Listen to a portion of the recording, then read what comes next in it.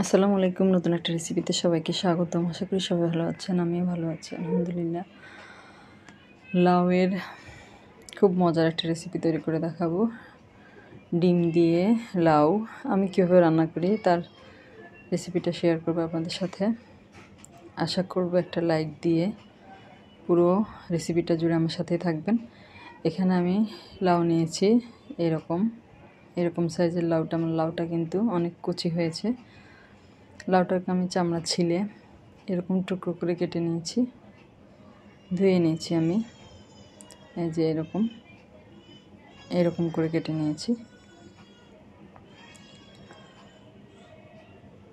ধুয়ে পরিষ্কার করে নিয়েছি। আর যদি রেসিপিটা ভালো লাগে তাহলে লাইক, কমেন্ট, শেয়ার, সাবস্ক্রাইব করবেন, অনুরোধ রইল।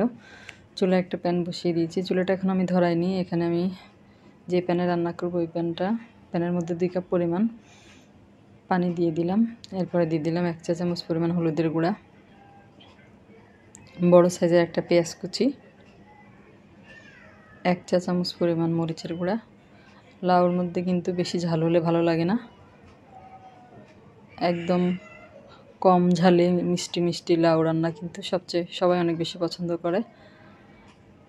এখানে আমি পরিমাণ মতো লবণ দিয়ে দিলাম 2 চা চামচ পরিমাণ আদা এবং রসুন বাটা। আর টমেটো পেস্ট দিয়ে দিলাম 3 চা চামচ পরিমাণ। আপনারা চাইলে এখানে আস্ত টমেটো ব্যবহার করতে পারেন, টমেটো কুচি আর কি। সব মিশিয়ে নিয়েছি। এবার চুলাটা ধরিয়ে দিলাম।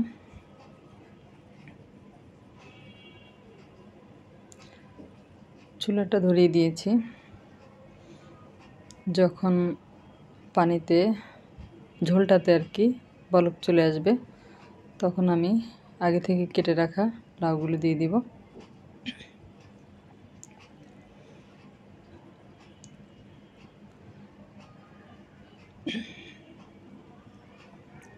সবগুলো লাউ দেওয়া হয়ে গেলে ঢাকনা দিয়ে ঢেকে মিডিয়াম আঁচে আমি এটা রান্না করে নিব 8 থেকে 10 মিনিটের মতো। এরপর এখানে আমি একটা বাটির মধ্যে পেঁয়াজ কুচি নিয়ে নিলাম পরিমাণ মতো, আর দিয়ে দিলাম 3-4টা কাঁচামরিচ কুচি, স্বাদ মতো লবণ দিয়ে খুব ভালো মতো পেঁয়াজ, কাঁচামরিচ, লবণটাকে মাখিয়ে নিয়েছি। এরপরে আমি এখানে 2টা ডিম ভেঙে নিয়েছি। আর ডিম 2টাকে আমি খুব ভালো মতো পেঁয়াজের সাথে এবং মরিচের সাথে মিশিয়ে নিব হাত দিয়ে।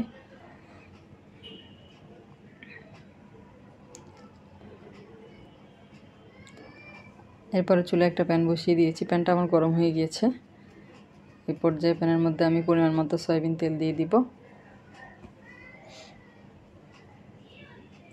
তেলটা আমি পুরো প্যানের মধ্যে ছড়িয়ে নিয়েছি। এরপরে যে ডিম 2টা আমি গুলিয়ে রেখেছিলাম ওটা দিয়ে দিলাম। একটা পাশ হয়ে গেলে আরেকটা পাশ এভাবে করে উল্টিয়ে দিব।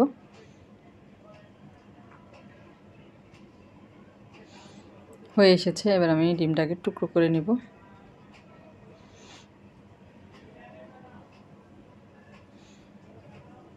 আমি 2টা ডিমকে এখানে 6 পিস করেছি।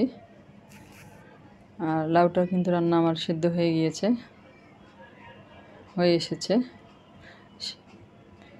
আর ঝোলটাও ঠিক মতোই আছে। এই যে লাউটা খুব ভালো মতো সিদ্ধ হয়ে গিয়েছে। আর এ পর্যায়ে আমি দিয়ে দিব রাঁধুনি স্বাদ মিশালি মশলা প্যাকেট থেকে 1.5 চা চামচ পরিমাণ দিয়ে মিশিয়ে নিলাম। আর এখন দিয়ে দিব কেটে রাখা ডিমগুলো। আর এরকম করে লাউ দিয়ে ডিম রান্না করলে কিন্তু খেতে অনেক বেশি ভালো লাগে। আস্ত ডিম দিয়ে রান্না করলে কিন্তু অত মজা লাগে না আমার কাছে কেন জানি ভালো লাগে না। ডিম এভাবে রান্না করলে আমার কাছে সবচেয়ে বেশি ভালো লাগে। আপনারাও এভাবে একবার ট্রাই করে দেখবেন। ডিম দিয়ে দিলাম।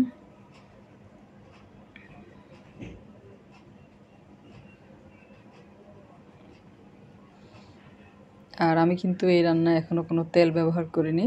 এখন আমি একটা ফোড়ন দিয়ে দিব। এটা ঢাকনা দিয়ে ঢেকে আরও 3 থেকে 4 মিনিট আমি রান্না করে নিব। আর এখানে চুলে একটা প্যান বসিয়ে 3 টেবিল চামচের মতো সয়াবিন তেল আমি দিয়েছি। আর যখন তেলটা গরম হয়ে গিয়েছে এই পর্যায়ে আমি 2টা পেঁয়াজ কুচি দিয়ে দিলাম। পেঁয়াজটা ব্রাউন কালার হয়ে গেলে হওয়া পর্যন্ত ভেজে নিব আর কি।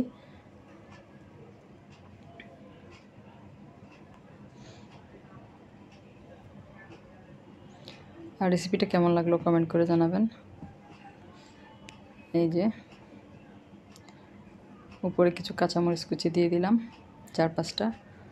আর এই পাশে আমার পেঁয়াজটা ব্রাউন কালার হয়ে গিয়েছে, এটা আমি লাউয়ের তরকারির সাথে ঢেলে দিলাম, মিশিয়ে নিব। আর এভাবে লাউ রান্না করলে কিন্তু অনেক বেশি মজা লাগে খেতে, একবার হলো বাসায় ট্রাই করে দেখবেন। রান্নাটা আমার শেষ হয়ে গিয়েছে, উপরে কিছু ধনেপাতা কুচি দিয়ে দিলাম। লাউ রান্নাতে কিন্তু ধনেপাতা কুচি কাঁচামরিচ ব্যবহার না করলে এটা খেতে ভালো লাগে না। এই যে রান্না হয়ে গিয়েছে আমার, খুবই মজার ডিম দিয়ে লাউ রান্না। সার্ভ করে আপনাকে দেখালাম। রেসিপি কেমন লাগলো কমেন্ট করে জানাবেন। আজ এই পর্যন্তই, আল্লাহ হাফেজ।